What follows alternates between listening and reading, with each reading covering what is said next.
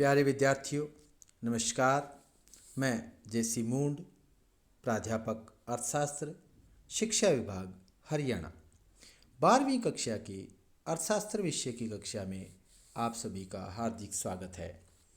आज का अध्याय बाजार संतुलन का विषय पूर्ण प्रतियोगिता में बाजार संतुलन। जैसा कि आप स्क्रीन पर देख रहे हैं, आज के हमारे व्याख्यान का उपविषय रहेगा मांग में होने वाले परिवर्तन का संतुलन कीमत पर प्रभाव। इस प्रभाव को हम बिंदुवार 3 बिंदुओं के तहत चर्चा करेंगे। पहला, जब पूर्ति शिथिल हो तथा मांग में वृद्धि या कमी हो।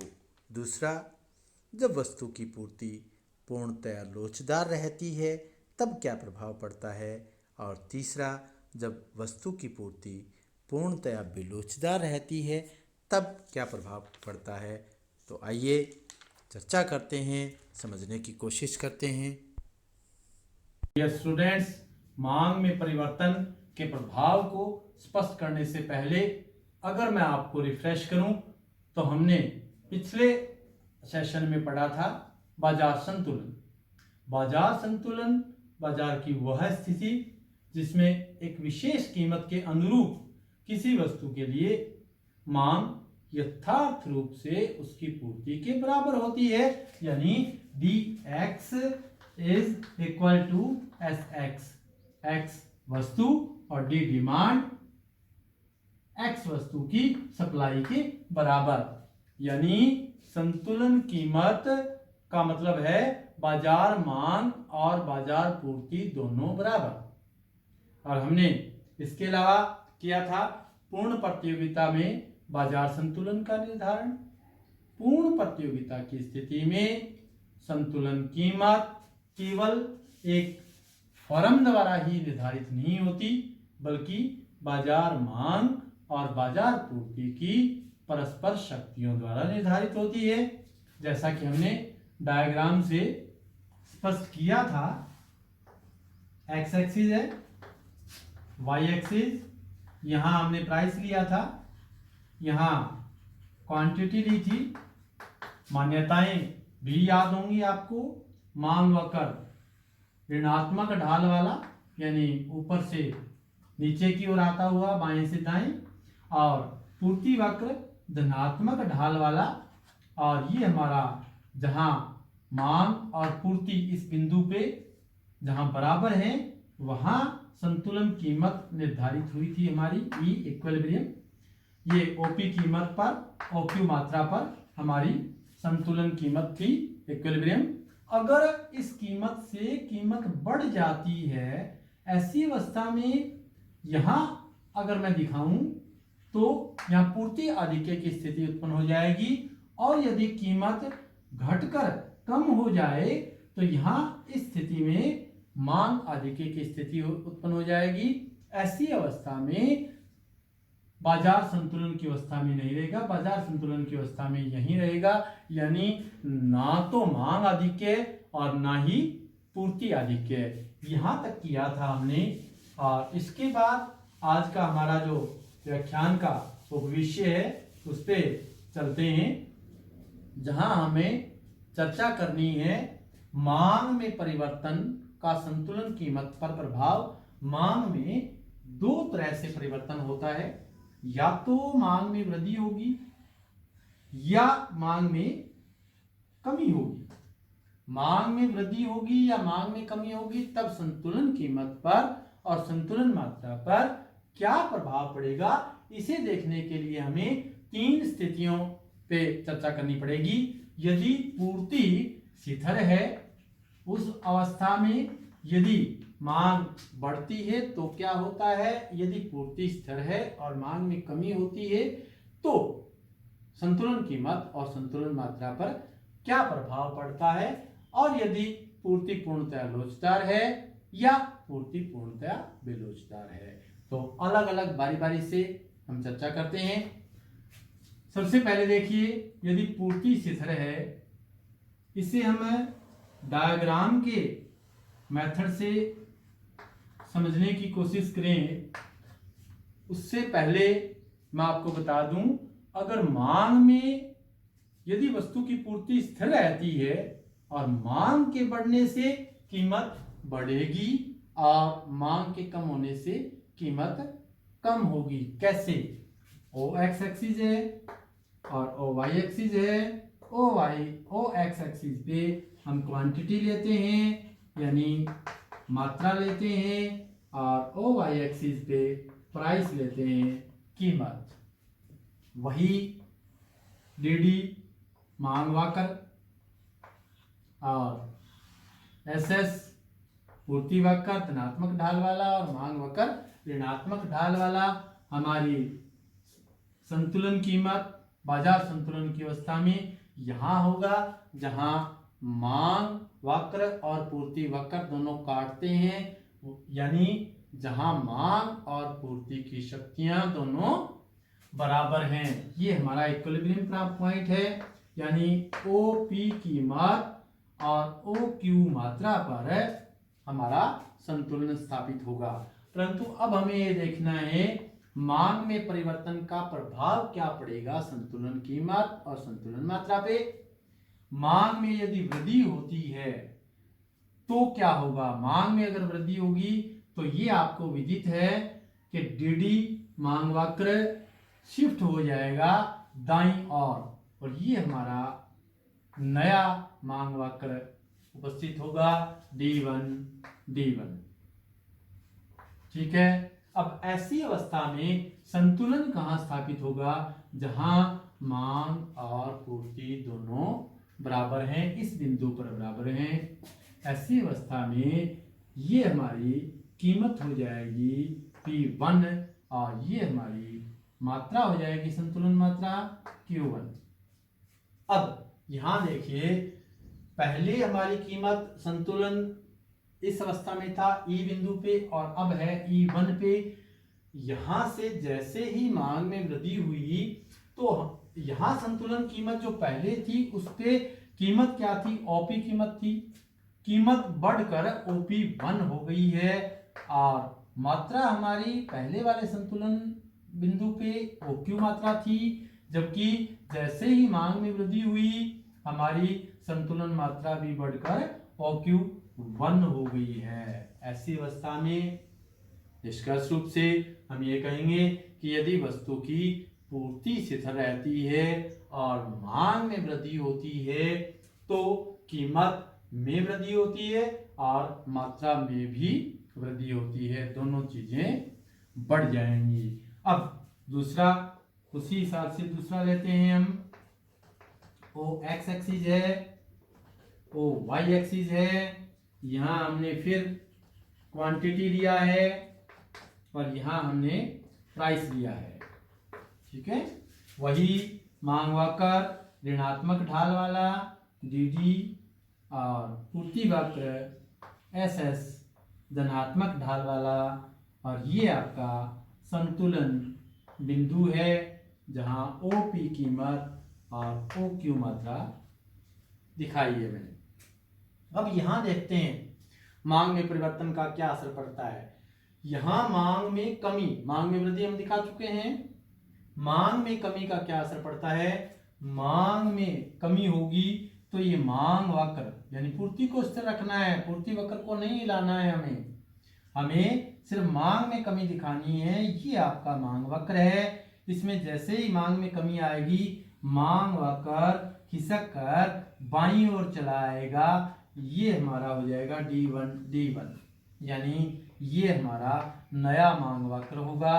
ऐसी अवस्था में संतुलन कहाँ स्थापित होगा? जहां D1 और SS वक्र दोनों काटते हैं, यानी जहां मांग और पूर्ति दोनों बराबर हैं, इस बिंदु पे, जिसे हम E1 नाम दे देते हैं, नया संतुलन बिंदु आ जाएगा।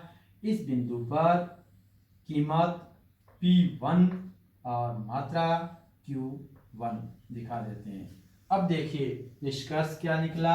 निष्कर्ष ये निकला कि जब पूर्ति स्थिर रहती है और मांग में कमी होती है तो मांग वक्र जैसे ही बाईं ओर आया है, कीमत OP से घटकर OP1 हो गई है और मात्रा OQ से घटकर OQ1 हो गई है।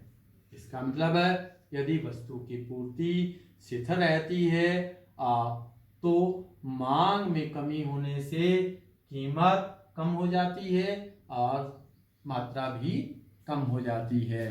तो ये तो था आपका 1 नंबर, जब पूर्ति शिथिल हो ऐसी अवस्था में।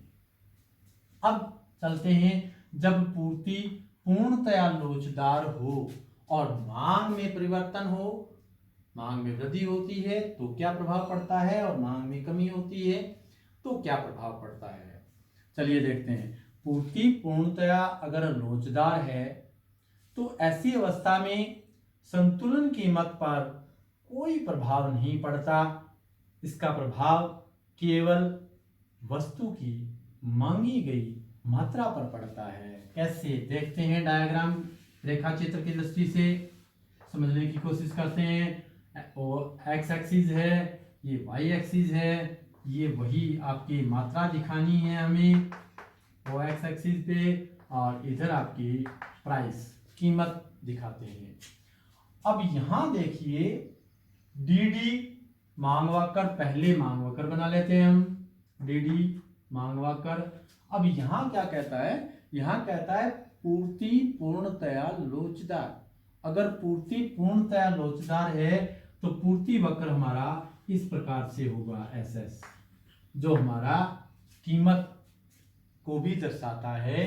यहां देखिए संतुलन कहाँ होगा, जहां मांग वक्र और पूर्ति वक्र दोनों काटते हैं उस बिंदु पर। इसका मतलब वहां मांग और पूर्ति दोनों बराबर हैं। ये हमारा संतुलन बिंदु है E। यहां OP कीमत है और OQ मात्रा है। अब यहां देखिए मांग में वृद्धि का संतुलन कीमत और संतुलन मात्रा पर क्या प्रभाव पड़ता है। जैसे ही मांग में वृद्धि होती है डियर स्टूडेंट्स, वैसे ही मांग वक्र खिसक कर दाईं ओर चला जाता है और ये हमारा नया मांग वक्र मिला है हमें D1। ऐसी अवस्था में संतुलन बिंदु, नया संतुलन बिंदु मिल जाएगा हमें, जहां D और S, D = S है, जहां मांग और पूर्ति दोनों बराबर हैं। E1 ये आ गया है।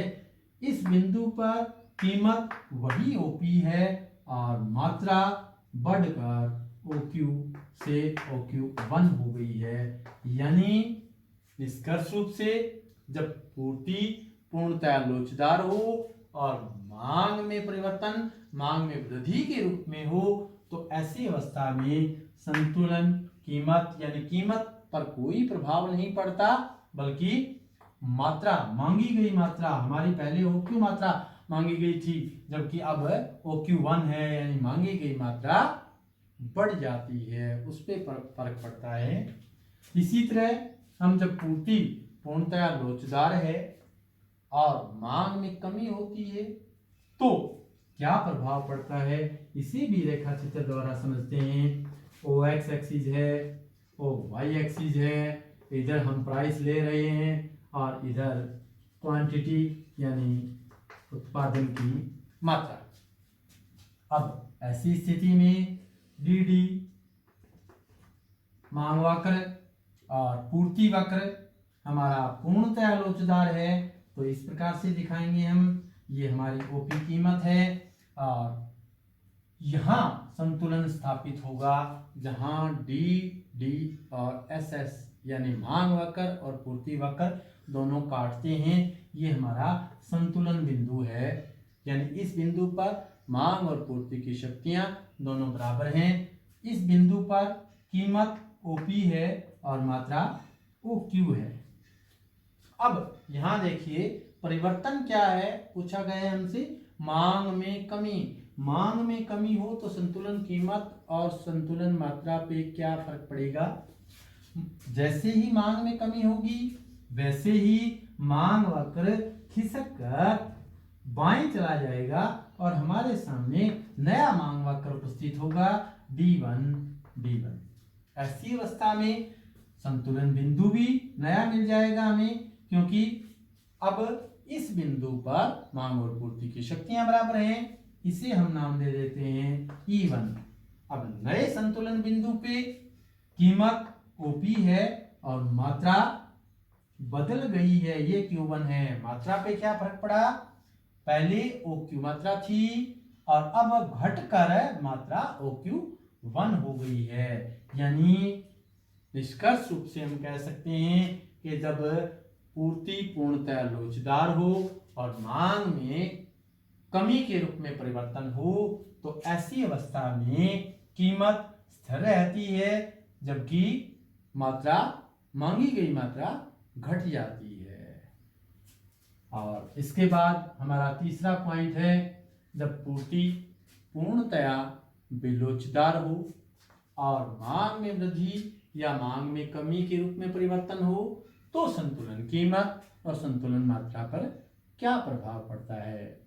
जब पूर्ति बेलोचदार हो तो कीमत को प्रभावित नहीं करती, उसके उलट हो जाता है। लोचदार में कीमत पर कोई प्रभाव नहीं पड़ता, वस्तु की मांगी गई मात्रा पर प्रभाव पड़ता है, जबकि जब पूर्ति बेलोचदार हो तो कीमत को प्रभावित करती है, इसका वस्तु की मात्रा पर कोई प्रभाव नहीं पड़ता। कैसे, रेखा चित्र के माध्यम से समझने की कोशिश करते हैं। ये आपका वही OX एक्सिस है, ये आपका OY एक्सिस है और यहाँ हमने OX पर क्वांटिटी दिया है, क्वांटिटी मात्रा, और इधर हम प्राइस ले रहे हैं। ये हमारा DD मांग वक्र है।